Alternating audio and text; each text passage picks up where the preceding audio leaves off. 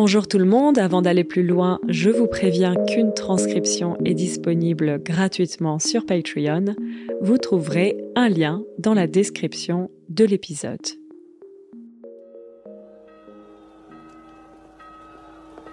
Le 14 juillet 1789, le peuple de Paris attaque la prison royale de la Bastille. Les gardes de la prison sont exécutés et les Parisiens dérobent de la poudre à canon stockée dans la prison. Dérober, c'est quand on prend quelque chose qui ne nous appartient pas. To steal. Donc, les gardes de la prison sont exécutés et les Parisiens dérobent de la poudre à canon stockée dans la prison. À Versailles, on annonce la nouvelle au roi Louis XVI. Sire, les Parisiens ont pris la Bastille. Pris la Bastille ? Pourquoi ? C'est une révolte ? Non, sire. C'est une révolution. La prise de la Bastille marque en effet le commencement de la Révolution française. Cette révolution durera 10 ans. Durera donc, c'est le futur de durer. Au présent, la révolution dure 10 ans. Au futur, la révolution durera 10 ans. Ça s'écrit durera, mais quand on parle, on dit durera. Donc cette révolution durera 10 ans, et pendant ces 10 ans, il va se passer énormément de choses sur le plan politique et social. C'est ce qu'on va voir dans cette nouvelle série d'épisodes consacrée à la Révolution française.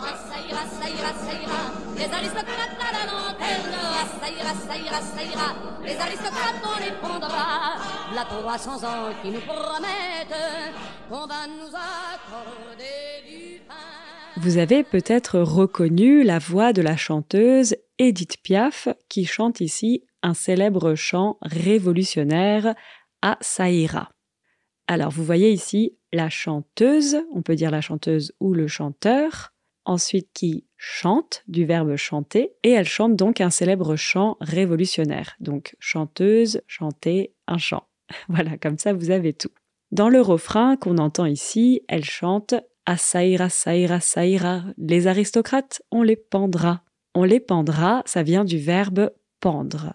Pendre, ou plus précisément ici pendre quelqu'un, c'est quand on met une corde, a rope, autour du cou d'une personne pour ensuite la pendre avec et donc l'exécuter. Mais alors, pourquoi est-ce que les Parisiennes et les Parisiens veulent pendre les aristocrates ? Une première raison, c'est que le peuple français a faim. A faim, donc avoir faim. Avoir faim, c'est quand on a besoin de manger. Et donc le peuple français a faim. Quelques mois avant la prise de la Bastille, au printemps 1789, le pain est de plus en plus cher. Le prix du pain n'arrête pas d'augmenter. Mais en parallèle, les salaires n'augmentent pas. En France, les villes et les campagnes commencent à se révolter.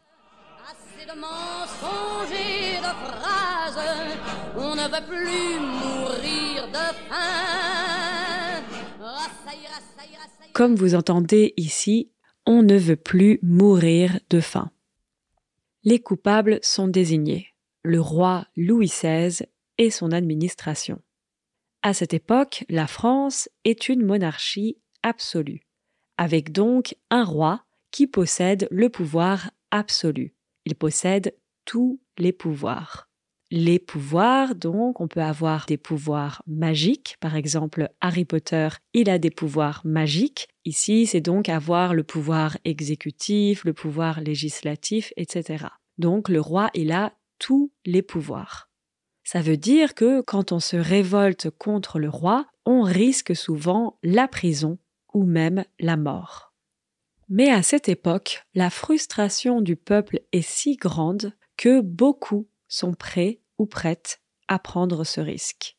Ici donc, la frustration est si grande, c'est dans le sens de la frustration est tellement grande. La frustration est si grande que beaucoup sont prêts ou prêtes à prendre ce risque. Et oui, parce qu'en plus de l'augmentation du prix du pain, l'administration du roi Louis XVI augmente les impôts, les taxes. À cette époque, la dette publique explose. la France dépense beaucoup d'argent dans l'armée, dans les guerres et au château de Versailles où habitent Louis XVI et sa femme Marie-Antoinette. C'est pour ça que l'administration décide d'augmenter les impôts. Le fait est, Votre Majesté, que la nation tout entière, jour après jour, s'endette davantage. Les dépenses de la cour, les dépenses personnelles de Sa Majesté la Reine, notre participation à la guerre pour l'indépendance de l'Amérique, qui nous a coûté un total de 2000 millions de livres. En parallèle de tout ça, depuis quelques années, plusieurs philosophes influencent une partie des intellectuels, des bourgeois, avec leurs idées. Ces philosophes, on les appelle les philosophes des Lumières. Ce sont par exemple Voltaire, Montesquieu ou Rousseau. Ces philosophes des Lumières, ils s'opposent à la monarchie absolue. Ils critiquent plusieurs fondements religieux et ils défendent une société plus libre, plus juste et plus égalitaire. Donc une société avec plus d'égalité. Oui, parce qu'à l'époque de la monarchie absolue, la société française est extrêmement inégalitaire et injuste. Donc inégalitaire, c'est le contraire de égalitaire, et injuste, c'est le contraire de juste. C'est notamment ce qu'on a vu dans l'épisode du 19 septembre 2024 où j'ai interviewé l'économiste Idan Gidron et où on a parlé de l'évolution des inégalités en France. Avant la Révolution française, la France était une société d'ordre. Donc il y avait 3 ordres principaux, la noblesse, le clergé et le tiers-état. Chaque ordre avait un rôle spécifique défini dans la société. Par exemple, la noblesse avait un rôle militaire et de sécurité. Elle assurait la sécurité dans la société. Le clergé, c'est tout ce qui est lié à l'Église, c'est la classe religieuse qui avait un rôle de leader spirituel et elle assurait aussi beaucoup de services sociaux, comme par exemple l'éducation. Et enfin, le tiers-état, c'est là que se trouvaient tous les travailleurs, donc les artisans, les agriculteurs, etc. L'ordre de la noblesse et du clergé représente uniquement 4% de la population française. Et le tiers-état représente 96% de la population. Mais la noblesse et le clergé, qui sont donc une toute petite minorité, bénéficient d'énormément de privilèges. Ils concentrent la majorité des richesses du pays et ils payent très peu d'impôts, donc de taxes, ou même rien du tout. À l'inverse, au contraire, la grande majorité de la population, qui est représentée par le tiers-état, paye beaucoup d'impôts et vit souvent dans des conditions difficiles, surtout depuis que le prix du pain a autant augmenté. Donc on comprend bien pourquoi de plus en plus de Français et de Françaises se révoltent contre l'autorité. La situation est tellement grave qu'en printemps 1789, Louis XVI décide de rassembler les députés du pays. Donc les députés qui représentent les 3 ordres, la noblesse, le clergé et le tiers-état. Je crois que les 3 ordres ici réunis coopérons pour le bien général de l'État. Je me déclare le premier ami de mon peuple et je souhaite la bienvenue aux représentants d'une nation que je me fais gloire de commander par droit divin.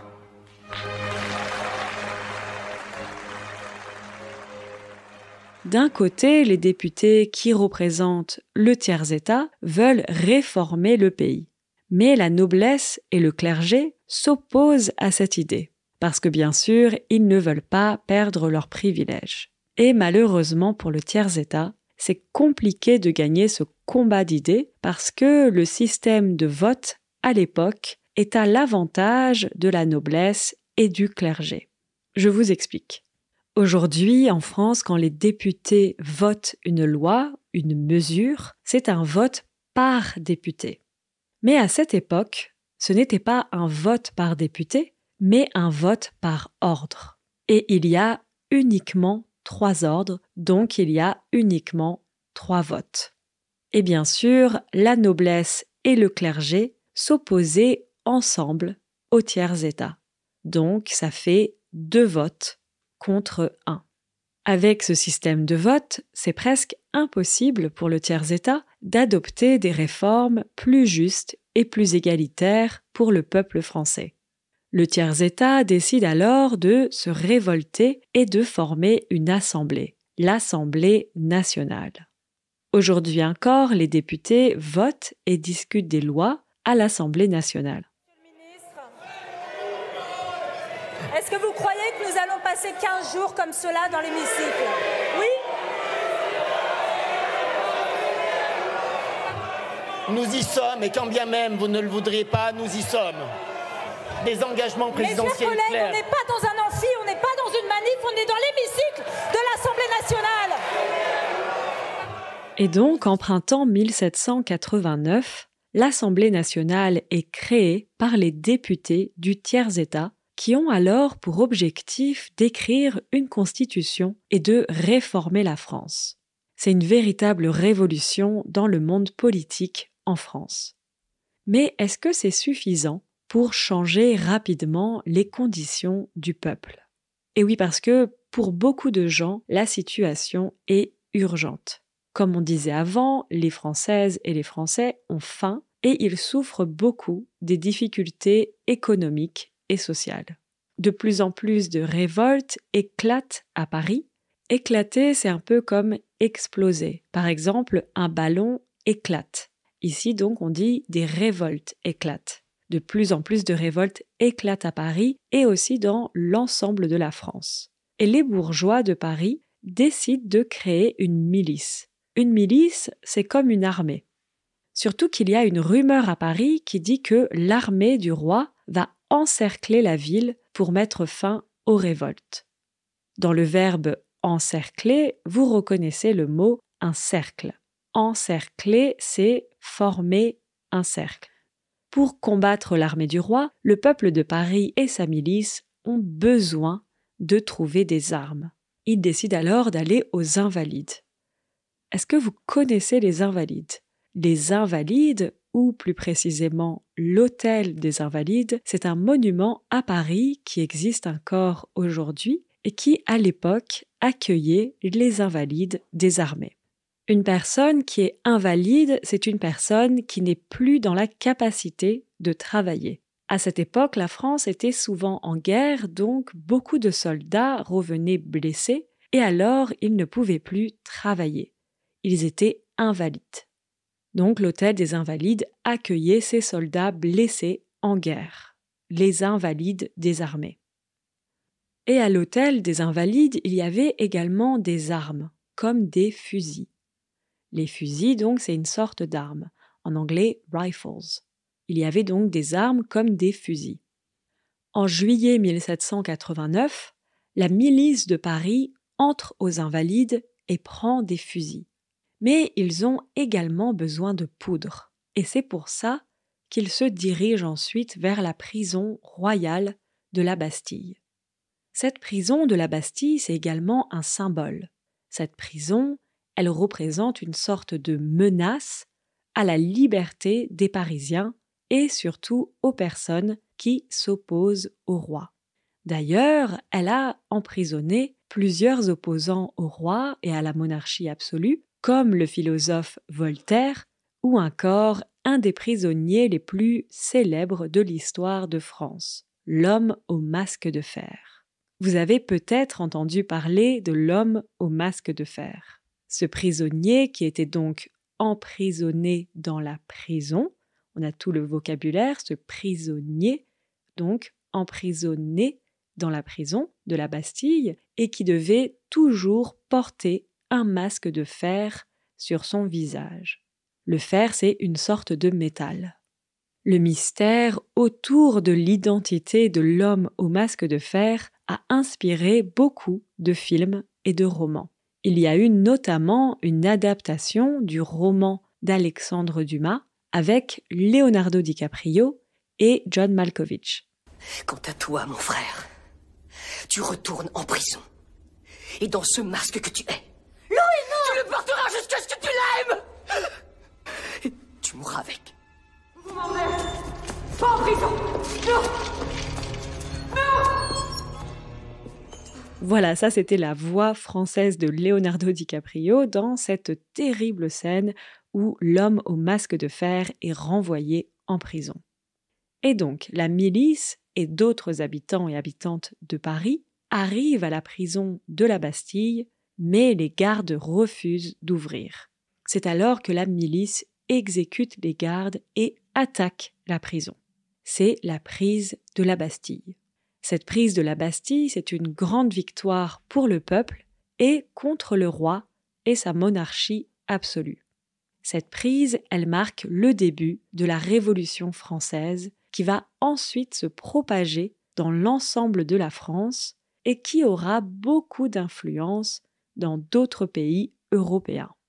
Après la prise de la Bastille, les Parisiens détruisent progressivement la prison et ce qu'elle représente. Aujourd'hui, la prison n'existe plus, mais on peut encore trouver quelques restes. Si vous habitez à Paris ou si vous y allez un jour et que vous prenez le métro, à la station Bastille, vous pourrez voir une partie d'un mur de la prison.